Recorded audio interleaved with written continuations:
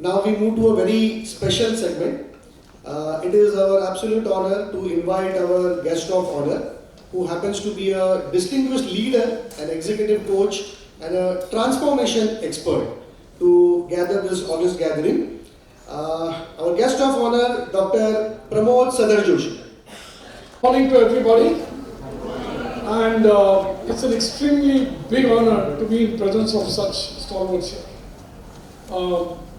Dr. Rajanto, he's been my guru, so Manika sir, all of you people have given me the opportunity.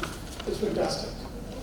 I'll be brief and I'll be very practical, and with this as a fantastic theme, I still remember once, I will not name the organization, senior executives, his parents had come and he was showing around the office. Saying that's supply chain department, that's marketing department, they do this, these people do this. So what's that department? Oh, that's what used to be called HRD, now it's L&D. Oh, so what do? They're busy developing themselves. All right? What do you mean? Explain to me. And this actually happened, I was there. And this gentleman said, I'll tell you in the form of Jagjit Singh's 2 lines about consulting and L&D. कभी कभी यूं ही हमने दिल को बहलाया है, जिन बातों को खुद नहीं समझे, औरों को समझाया. Right? I've worked in consulting, so I can tell you that. Unfortunately, they do not have a remote site changes, so I'm dependent. Yeah. So this is just one safe harbor statement because a lot of research slides, you can click it, but just an approved thing. Okay. Just click. So I'll actually start with an actual episode which happened 3 months back. Do you know who this gentleman is? Yeah, please click. See, you got to be very quick with me here. Okay? Okay. So he advises 70 of the top Fortune 500 companies. In a bit, I'll tell you why I'm talking about it. Click. Next. You know who this gentleman is? Okay. IIT Kharagpur, and now he's written a book called Leading from the Back. Right? Why am I talking about this gentleman? 3 months back, please click. There was this global corporate conference held in December at Bombay Stock Exchange. Why am I talking this? I was blessed to have an opportunity, please click, to do a Q&A with these 2 stalwarts. This is not about me, please. This is about something which is about to come. Please click. Oh, thank you. This is wonderful. This really is fantastic. This was the event. Now, what I'm really sharing this for is, first statement Dr. Ramcharan said is, and the whole audience of about 300 people out there in BSc, thunderous applause, and he said this: India is on fire. There is no economy which is bustling with energy as India today. We all know it. But let me come to the main point. And why we're talking about this is, if strategy, structure for L&D, there is a business, HRD is a subset of the business, L&D is a further subset of HRD. If we don't know where we want to go, how are we even going to measure up? Busy slide, but quick story is about India, right? It's absolutely up there in the top 3-4 economies, right? This seems like a kid's painting, but from where India started, right? This was in 1960, and today we are right here. So that's US, China, Germany, Japan, and India. And we've just beaten Japan, so we moved to the 3rd position. Why we need to understand this is, if this is the first session, we really need to know how it's going to cascade down to hitting L&D structure and systems. And therefore, if by 2050 the trajectories of that, leave aside what happened in the last 28 days, right? I think there will be a reset, things will come back, and you know India is so insulated amidst all this, it's still going on well, barring a little dip in the stock market. And therefore, if India is on fire, I would like to start by asking my question: are you on fire? If the speed within the organization is slower than the speed in the contextual environment, you're dead meat. The speed internally, when I say internally, including my internal speed, my agility, my quest for learning, if that's not really measuring up, I'll be left behind and becoming a dinosaur. And what is this all about that we're talking about? What is your residential address today? It is not block number so-and-so, flat number so-and-so. Your residential address is here. Will live here in the world of artificial intelligence. Your residential address is this. And as Ghag Sahib just now said, and even Madam said, oh my God, the kind of insecurity that is seeping into HR professionals today just because they're not able to catch up with the speed and agility of what this world is taking into. Absolutely, people are seeing counselors and psychiatrists. They're going through a lot of complexities. Therefore, my research says everybody agrees. 86% leaders agree, right? This is a Deloitte study, right? That the paradox is there's a critical yet under-executed. So why, how come you know what needs to be done? Why am I not doing it? Why only 10% execution? We'll come to that. From traditional view to strategic reality, I think both the gentlemen talked about, and I'm sure my wonderful galaxy of speakers who are going to be engaging you throughout the day are going to be expounding this theme about what is this transition happening and how it is happening, what are the obstacles. Very simple, right? This is not about, like he said, a training calendar, training budget. It's really, can you build a growth engine which capacitizes, the organization to really go on to a multiplier impact. Else, the way CFO and CEO, they sit down. And you got to own the field. You got to claim your space. You know this famous story. CEO, CFO, CHRO, fighting for training budget. The HR had put the training budget, and the CFO, you know CFO's number one competence all over the world? मैं कैसे दुनिया का सबसे बड़ा कंजूस बनूं? Because he has to squeeze costs. So while HR wants to build bells and ribbons, CFO says, how can you squeeze extra price? So he said, sir, this HR, he's a good friend of mine, but too heavy a budget. Imagine we train all those people and they leave us. So the smart HR guy kept quiet. He said, sir, are you done? Yeah. Mr. CEO, imagine you don't train these people and they don't leave you. Dead wood in the organization. That's called compelling argumentation by the HR. You've got to claim your space saying, this is me and I need this budget for my people. All right? That is a very, very important thing. So how do you do this multiplier effect, really, in terms of action? I was once traveling with Mr. Nandan Nilekani many years back in the aircraft, and he said, Pramod, my biggest thing is the top is excellent. There are this huge 35, 40, 50% engineers. The middle manager, the buffer, he's the most critical building block for me.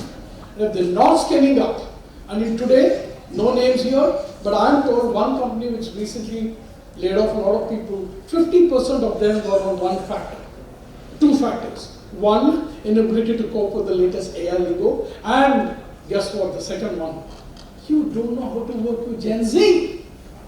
Oh my God, who is this Gen Z? I'm sure a lot of your children are in that age bracket, right? The Gen Z, their language, their attitude, their smart wit, and yet non-compliance. How do you manage that?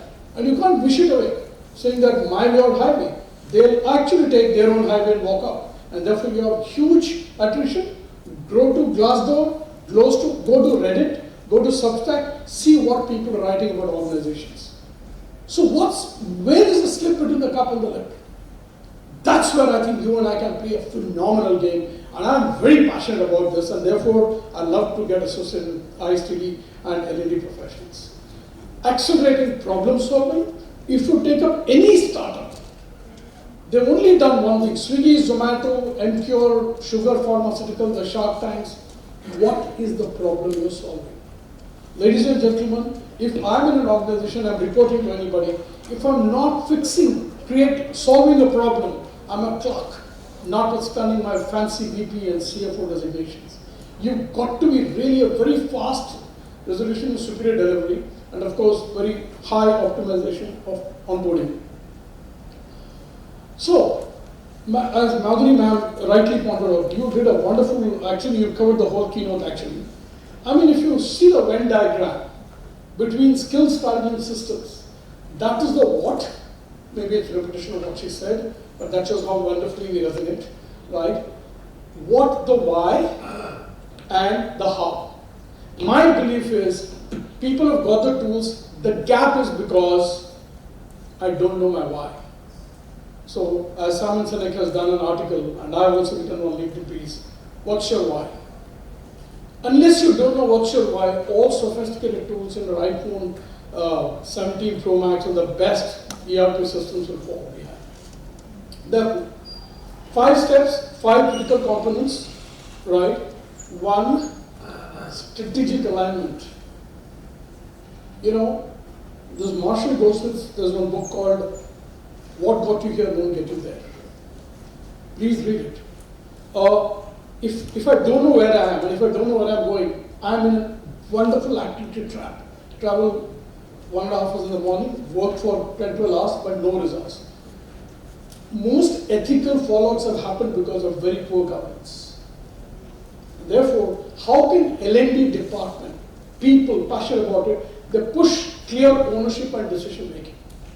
Number 3, the tech architecture, now everybody knows it, so why am I making this point? The problem is, oh my God, the rate of obsolescence of technology here today, gone tomorrow. I'm working with a startup guy in AI. He said, Pramod, the PPT I made last week is now redundant. So fast it's moving. And in a minute you will be intimidated by the tsunami that's hitting us in the HR, especially in the L&D field. All right? Of course, ma'am also mentioned it, ecosystem creating huge diverse opportunities. People are willing to give up high increased salary simply because I love this place. What wonderful role models here. And every day growing. And the moment of intellectual equity is increasing, believe me, they will settle for lesser equity.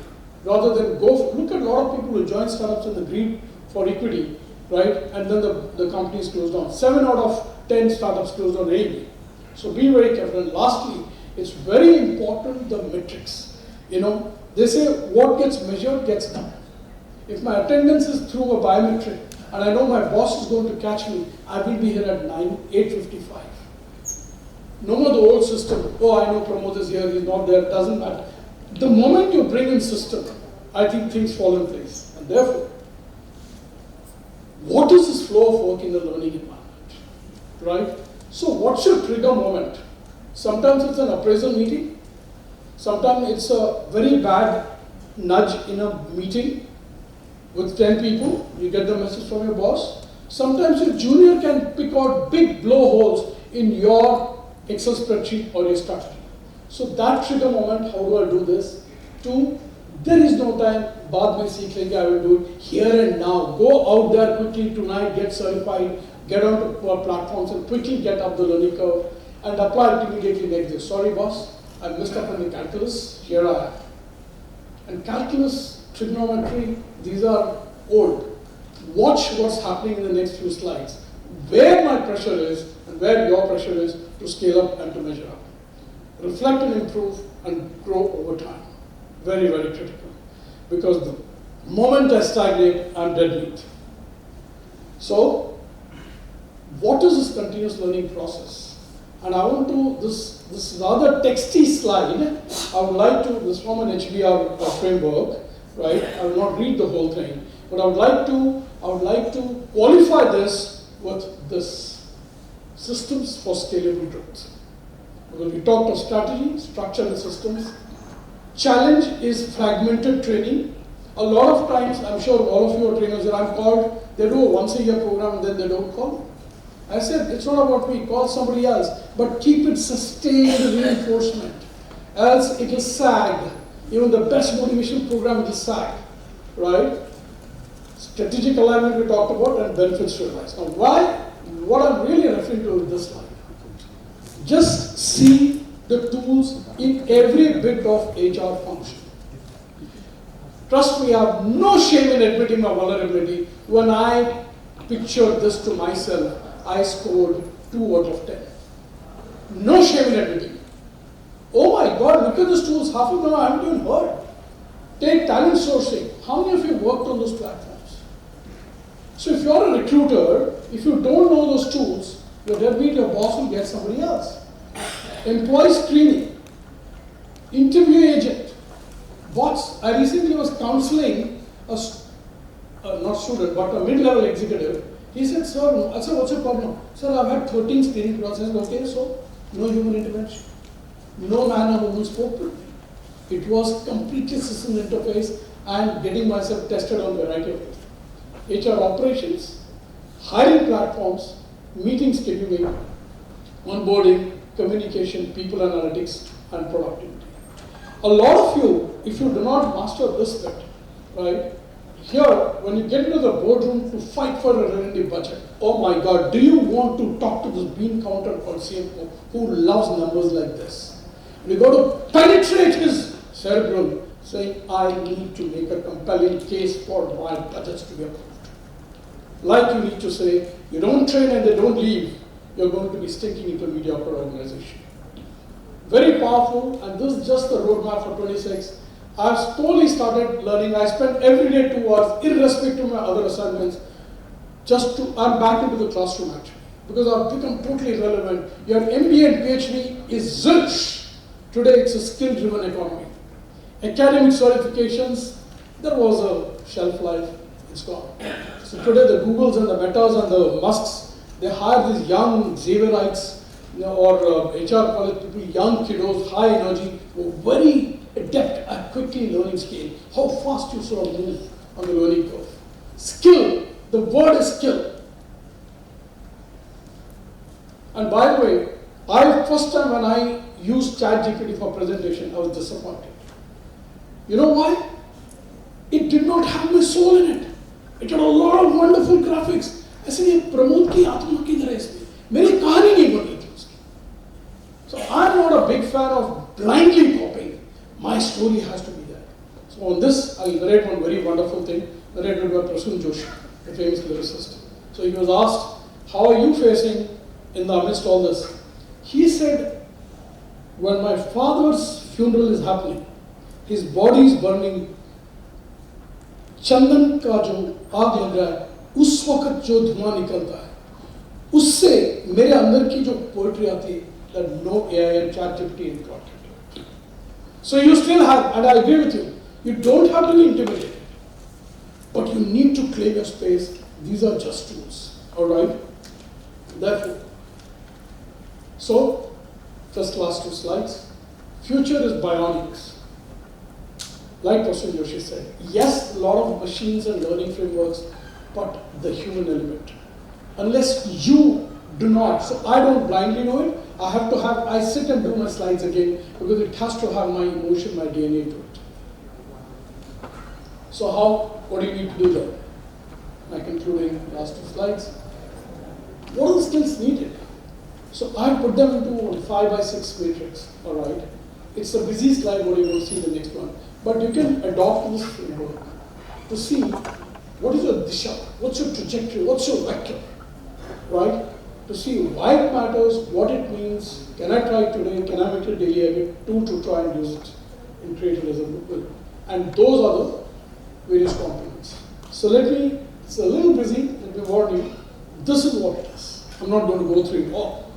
But if you can adopt this skills, strategy systems, listen, if you're not a business multiplier, if you don't move from being a cost center to a business enabler to a profit center, L&D.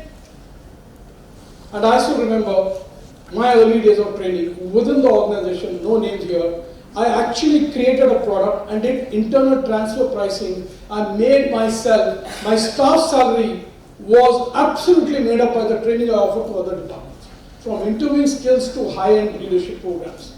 And I charged them internally. Many years back, today it's of course the norm, right?